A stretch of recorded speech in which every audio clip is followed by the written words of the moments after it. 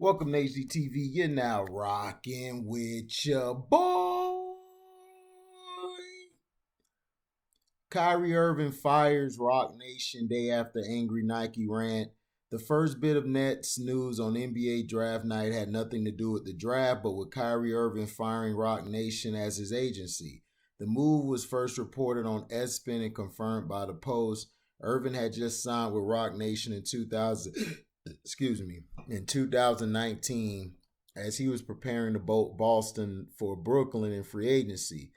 The all-star point guard has now gone through his second agency in 3 years. It's unclear why Irving is parting with Roc Nation. The agency will only have 10 days or about a week and a half to attempt to salvage his working relationship with Irving.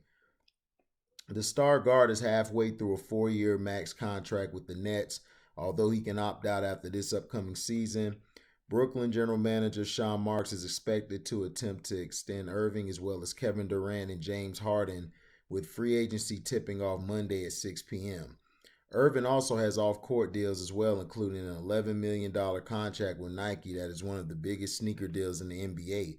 But after photos leaked of the upcoming Kyrie 8, Irving ripped into Nike on Instagram and said the company put out the shoe without his permission or consultation. After Brian Lewis on Twitter at nypost_Lewis, after photos leaked of the upcoming hashtag Kyrie8, Kyrie Irving told us how he really felt. The hashtag Net star reportedly has an $11 million deal with at Nike, but sounds like he wasn't consulted at all on this one. And Kyrie Irving said, I have nothing to do with this design or marketing of the upcoming hashtag Kyrie8. In my opinion, these are trash. I have absolutely nothing to do with them. Nike plans to release it without my okay, regardless of what I say. So I apologize in advance to all my sneakerheads and true supporters of the hashtag KAI11 brand. I have nothing to do with the design or marketing, so that's basically what he said.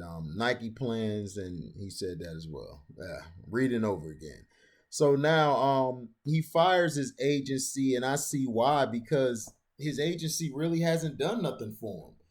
And Kyrie was going to get that contract regardless of his agency or not.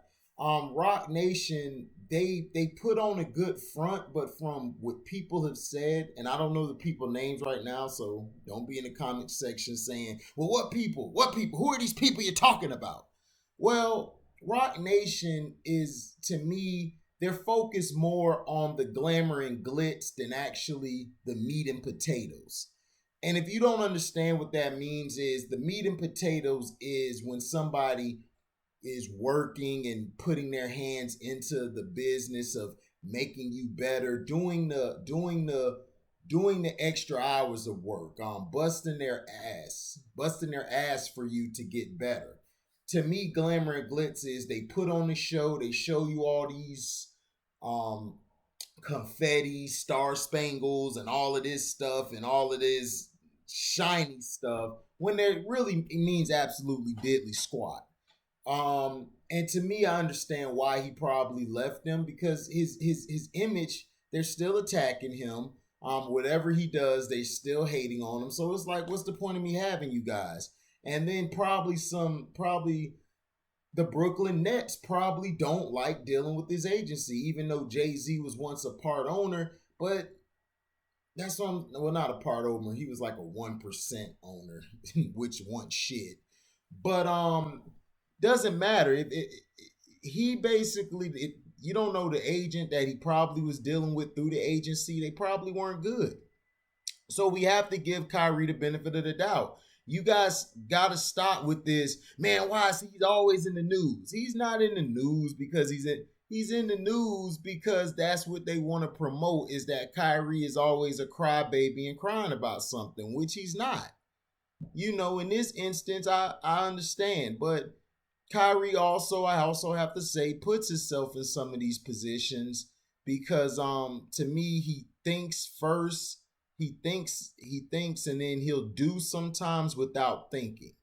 Like the incident when he was caught at his sister's birthday. Even though he did nothing wrong, it's just a perception. They have something to hold over your head.